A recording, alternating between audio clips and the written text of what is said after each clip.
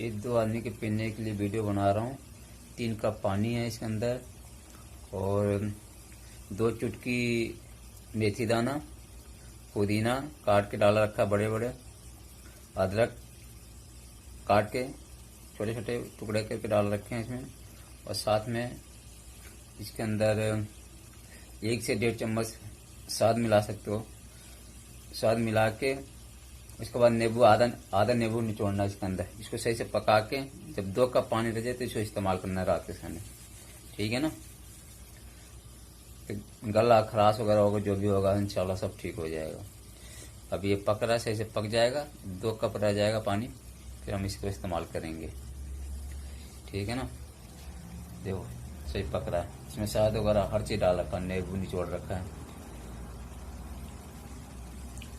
पुदीना काट काट के डाल रखे हैं, मेथी दाना, अदरक, हर चीज़ इसमें।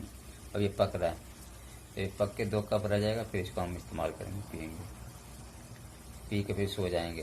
सुबह तक जो भी जैसे बलगम वगैरह है सब कुछ है ना, सब ठीक हो जाएगा इंशाल्लाह। खांसी भी ठीक करेगा ये।